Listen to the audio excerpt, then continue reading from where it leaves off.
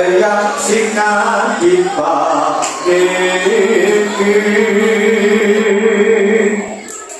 temperang di Panegara gadai prajurit kalih di pakrama sampar angin sapi kotokan inemu dadine pasulayan sapi nekat perang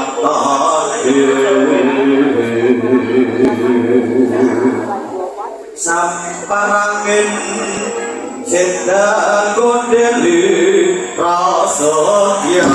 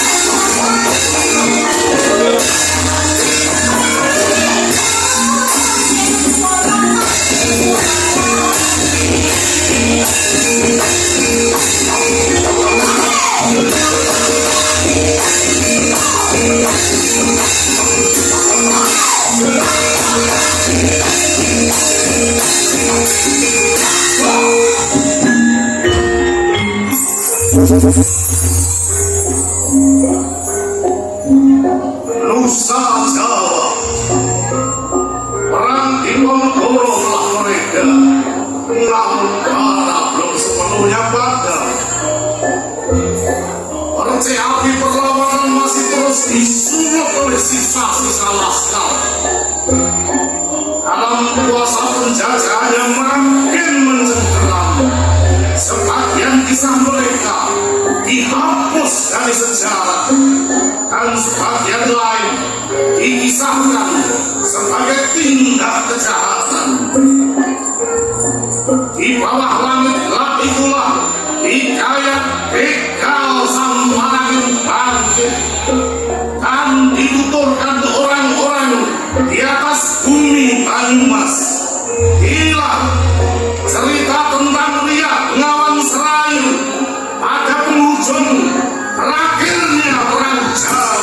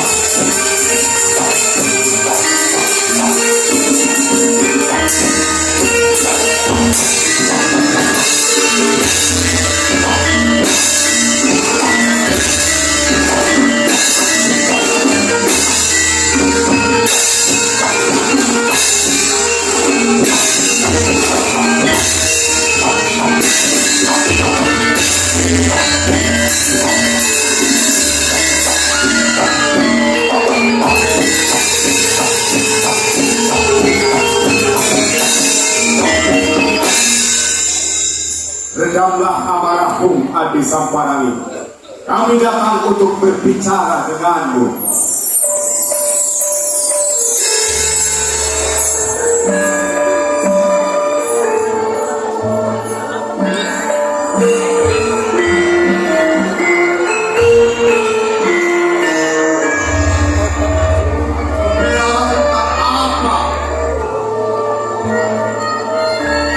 Berbicara tentang apa kakang Jepara?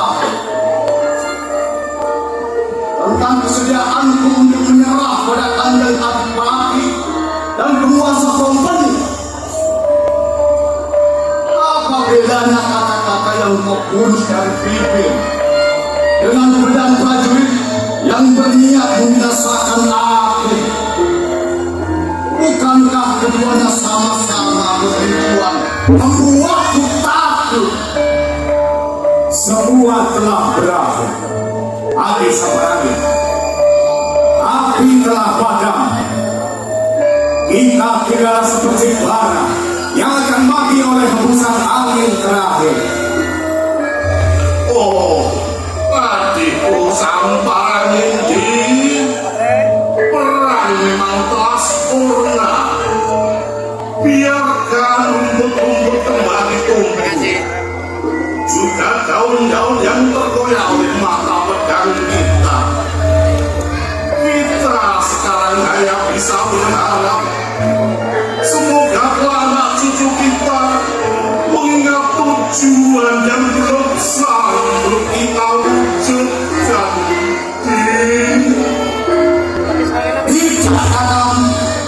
Tidak kakang Jepara, tidak kakang Munah Sinatipa.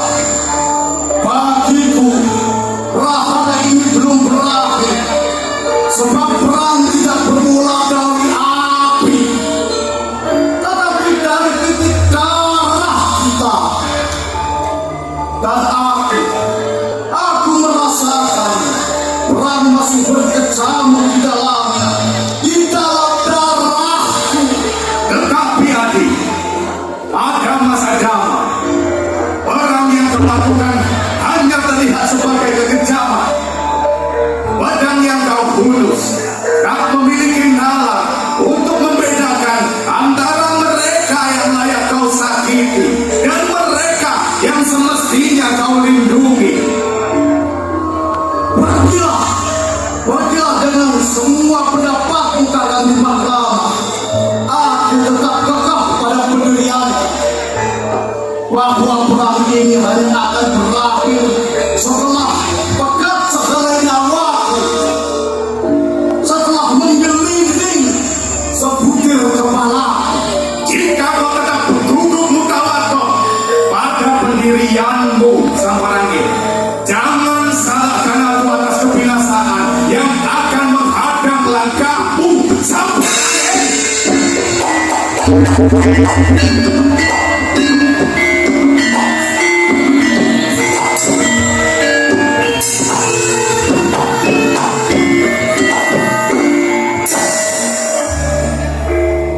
Jangan salah mengerti Samparani adikku. Kakang tidak menyalahkan jalan yang kau pilih. Kakang juga bisa merasakan panasnya bara yang masih tersimpan dalam batinmu.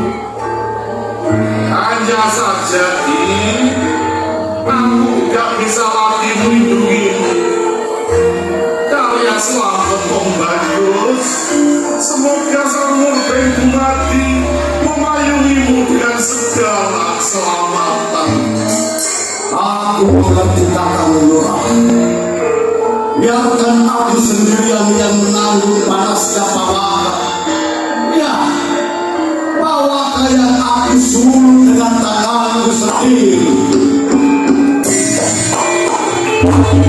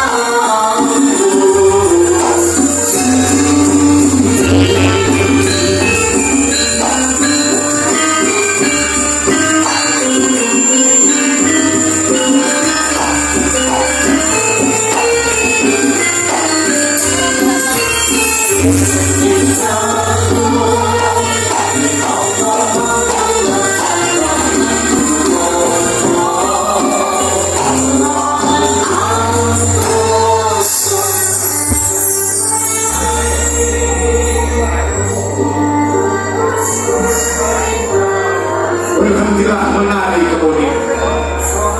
Ada yang ingin kakak bicarakan denganmu.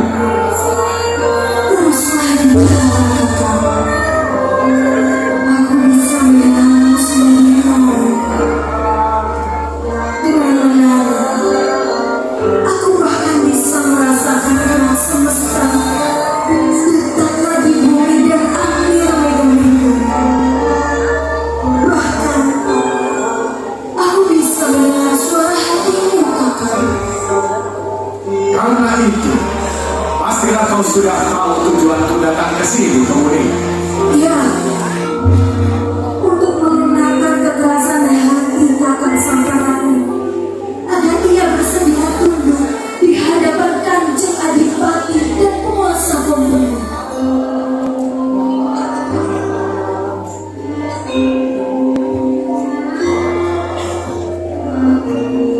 Perang, kekuasaan, dan kehormatan adalah persoalan kalian para prajurit, bukan persoalanku, kakak. Aku hanya seorang lagi. Aku hanya tahu menari dan terus menari untuk membuat perang lagi seperti kalian tetap terjaga kasihnya. Soal yang lain, aku tidak tahu, kakak, dan tidak mau tahu. Kanjeng Adipati telah bertindak bahwa Sampar Angin adalah seorang durjana. Siapapun, bahkan jika itu hanya sebatang ilalang yang berupaya melindunginya, aku diberi Purbawasesa untuk mencabut hingga ke seluruh akarnya. Jika di matamu aku adalah sebatang ilalang itu, kau bisa memusnahkanku sekarang, kakak. Nalar warasmu telah digelapkan oleh perasaan kasmaranmu pada Sampar Angin kemudian.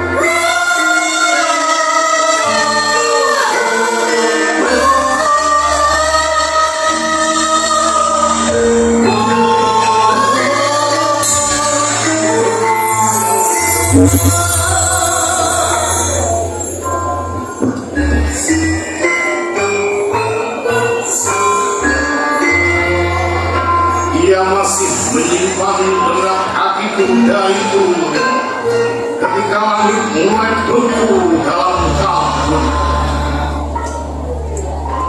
Ia hayati seperti kembang aswadana yang menjauh, lalu kemukus menerjang menggawe pertanda yang kasa yang kejam.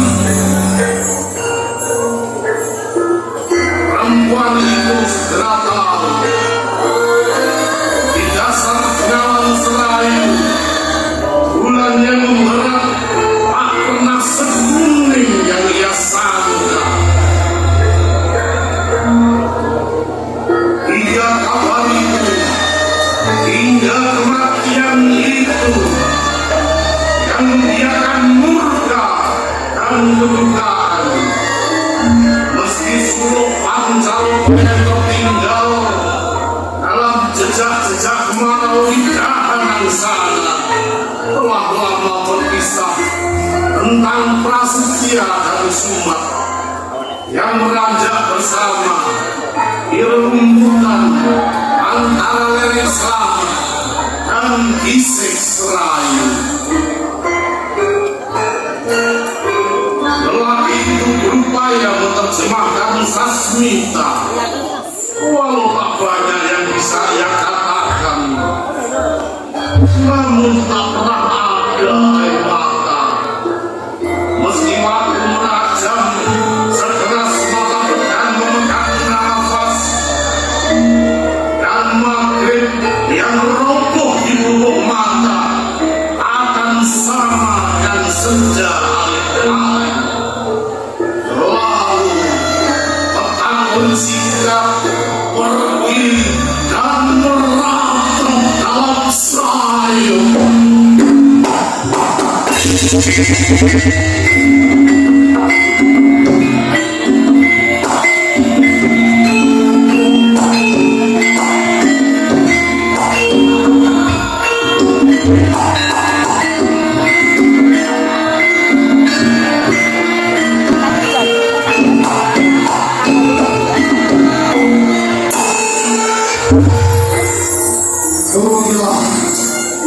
Tunggulah keinginan kakak cepat lama boleh.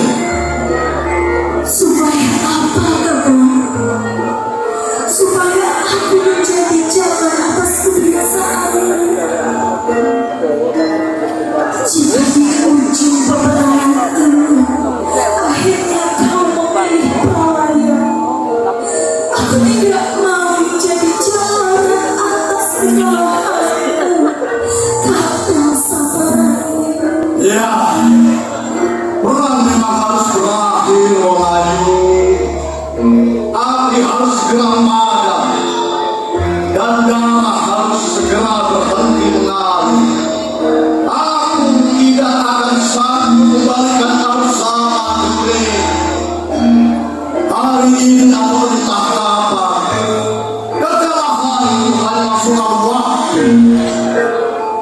Jika itu yang akan terjadi, lalu kenapa aku yang harus menjadi jalan bagi kematian orang itu semua?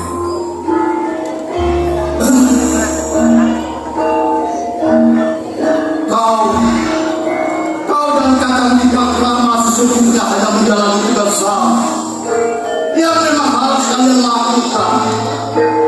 Dahulu jelma selain ini akan berakhir dan kedamaian kembali makan di atasnya. Hanya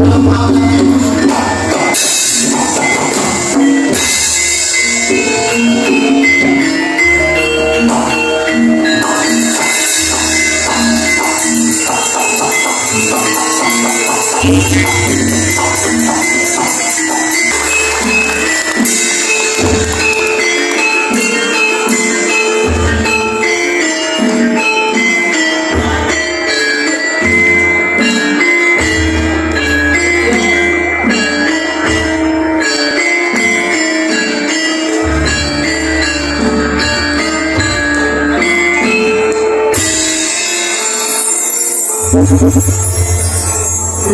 permohonanku yang terakhir pada Pengayu. Pada purnama malam ke-15, menarilah di tepi selatan kota Kabupaten Purwokerto. Di tempat itulah aku dan kakak Dipak Rama akan bertemu untuk mengakhiri apa yang dulu pernah kami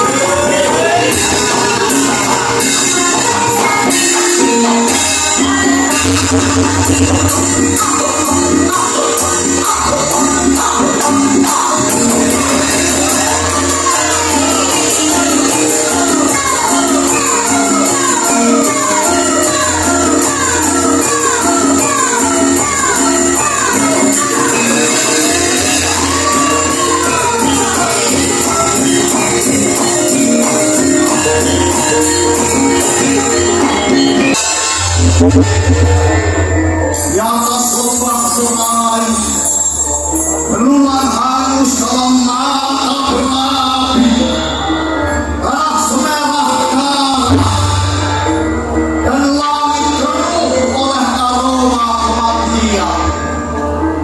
Aku berdiri di sini, di atas takdir mulia, janji yang akan aku genapi.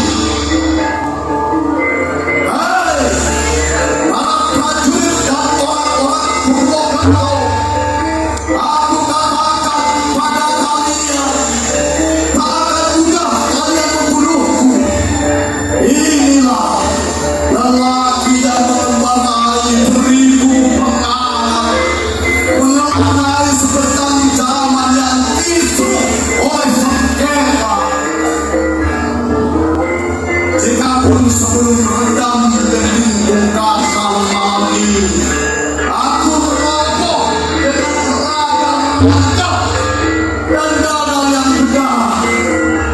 Maka tataplah dengan mata kalian yang berumur iris itu. Aku takkan pernah mengalah. Aku takkan pernah menyerah.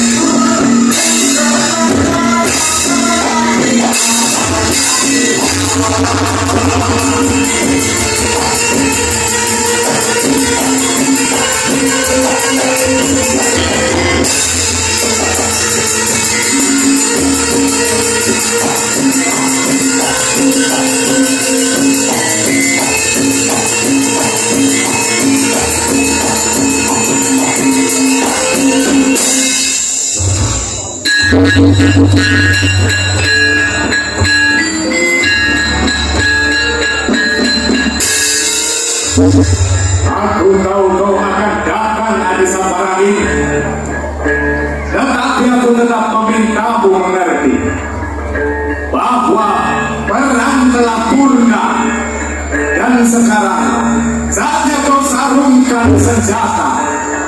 Setidaknya jika itu kau lakukan, aku masih bisa memohonkan pengampunan pada Kanjeng Adipati. Pastilah akan dimakna sejatinya juga tahu.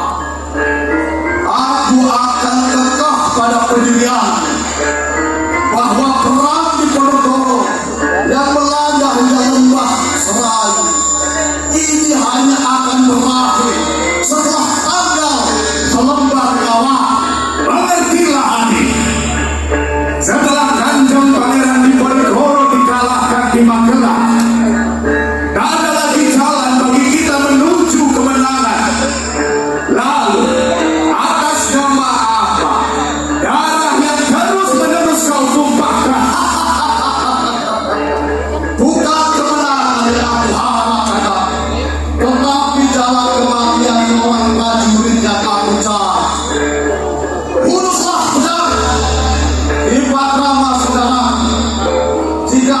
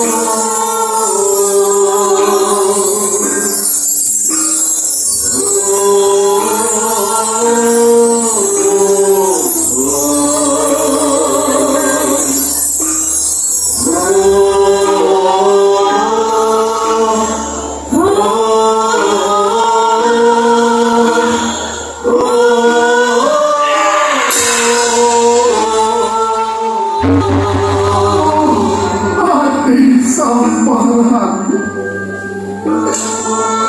Setelah kenyataan kelam ini kita lalui, lantas hikayat sekeruh apa yang telah dituturkan anak cucu kita.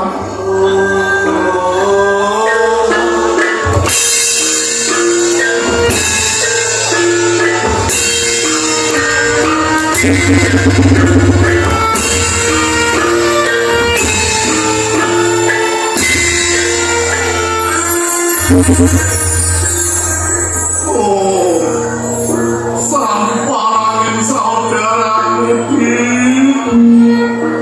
ini telah kau menemui prasetyamu sebagai prajurit yang dari Kanjeng Pangeran Diponegoro. Akan tiba itu,